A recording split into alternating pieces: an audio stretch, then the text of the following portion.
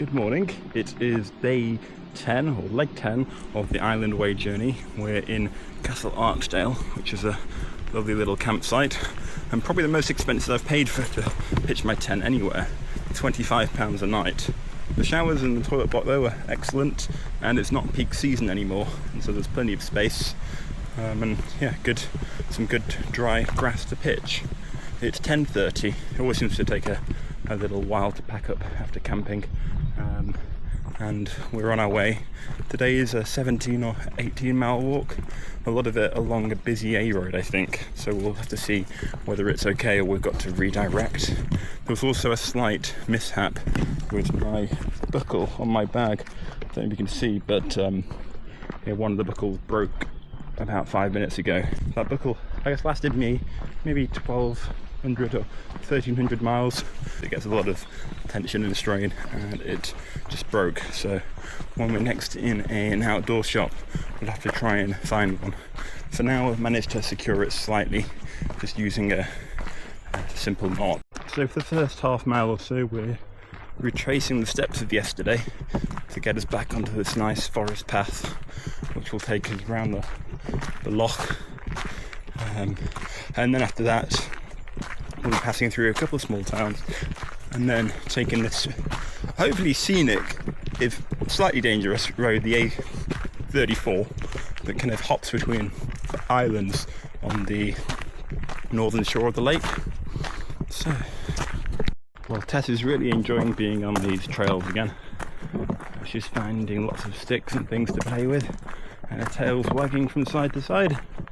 She got a little bit cold in the night of camping, but she snuggled up right next to me and warmed up a little bit. Good girl, Tessie. And we finally made it to the loch site. Isn't it beautiful? So we're currently walking on an unmarked path, unmarked as in not present on the OS maps, which really should cover Northern Ireland. It is present, however, on Strava, and you can see that people walk it quite a lot. It's a pretty decent path, as you can see, and it's got signposts and appears actually on the map of the forestry park as well. So it does seem that OS maps are really not kind of playing their part, and here I am paying for my yearly subscription, and it haven't even updated the paths in perhaps maybe 40 years. I was chatting to a guy last night as I was getting into the campsite, and he's like, yep, that's typical for Fermanagh. Everything's always last to come here, which is a bit of a shame. Probably the best viewpoint we'll get of Loch Earn today. We're nice and high, and we're trying to get to that far other side. You can see there are lots of piers and jetties and little islands as well, and we're going to be walking along the shores of it for most of the walk. You can see the loch just goes on kind of all the way around this island, and over there's a little island sandwiched between the two, I don't know, juts of land. Kind of very picturesque. Let's see if I can zoom in. There we go. Gorgeous. Here we have a goat standing on a bench. It was sitting down, it stood up when we came past. So now we're joining back onto the main road, and this is Roscommon, which merges into Kesh, and this is almost the last settlement in Northern Ireland before we reach Pettigo, which will be our first town that we get into in Southern Ireland, and then it's a little bit of weaving in and out of the border. So we're just leaving Kesh now. We stopped for a very quick bite to eat at the Mayfly, very nice dog friendly pub, and we've got another 14 miles to walk, sadly on both way roads. So we decided not to go to Pettigo, but instead take the direct road called the Boa Island Road.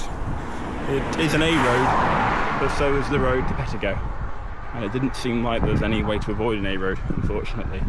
This way is about a mile shorter, and because it's a road that just hugs the lake side, there aren't really any turnings on or off, so it's really only for through traffic, and I think that means it's slightly quieter, because basically there's one way on and one way off.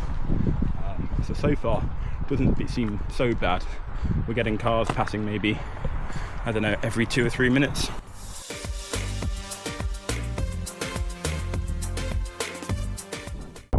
Calamity, Island Brew 1 mile, and that's where we're going. It's a lovely day, it'll be a gorgeous walk. Just a slightly frustrating thing is my bag is broken, and so it means that all the weight really is being supported by my shoulders. And so what I'm doing to help compensate is holding my bag up with my hands from the bottom of the bag. It's a bit awkward, but it is slightly better for my bag. Well, this coffee is getting ever closer. Now it's saying only half a mile. Still not much in the way of pavements. I doubt we'll see any pavements really on this road. If this were in England, you couldn't help but thinking there'd be plastering footpaths and encouraging walkers to come and walk all the locks and the islands and the lock shores. And yet here we are in Ireland, and there's only one road through this, and it's an A road with no pavement. And yeah, this would be lapped up by the Brits, a bit of tourism, seemingly not here. Anyway, we're due a coffee in 5 minutes, and maybe I'll be a bit perkier and have some more interesting things to say. So we just had a lovely stop off at Island Brew. The lady was very kind and gave Tess a bottle of water to keep her hydrated too. We're on our way to, I think it's called Dulrush Fishing Centre or something. I'm not entirely sure what kind of accommodation it's going to be, but it is dog friendly, I really hope. I messaged the host and they said that it is. But it also says it sleep 16, so I don't know if we're going to be in a dorm room or whatever. I don't mind, it's going to be hopefully better than the tent. So yeah, and that's just about 7.5 miles off. So we're now on the bridge where we're leaving Boa Island, but interestingly there's another small island before we get back to what you might call the mainland. So again, I'm not sure if this really is a bridge or it's just more like a causeway, but yeah, you can see the lake and the water of the islands over there. This is the final bridge that takes us back onto the mainland. Here we go, and you can see the water does flow through a little bit, and we've got good views all the way out there. Beyond those hills actually is the Republic of Ireland. All the loch is contained in Northern Ireland, in the county Fermanagh. But beyond those, that's where we see the Republic of Ireland, and we'll actually pass through to there tomorrow, not today, because I changed my plan as I mentioned earlier. So it's our final stop of the day. We found this nice picnic site. Tess is playing a little bit of ball. About 2.5 miles to go before we get to end our walk. So here we are at the entrance to Castle Caldwell Forest. That's actually where we're staying, but we're going to go in the second entrance. And apparently it's a UNESCO Global Geopark, which I have no idea what that means. So apparently there used to be a railway here a long time ago. Maybe this is evidence of the old railway bridge. Or you can see by the height of the trees how long ago it perhaps was last used. It's a shame. Apparently it was all due to the island wars and the troubles that they shut down and never reinstated the railway. It would have run this way all the way up to Derry, I think.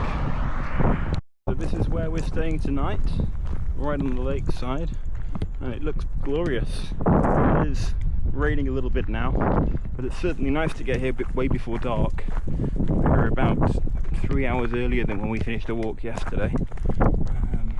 I think, although the distance has been maybe 5 or 6 miles shorter, I think we had a few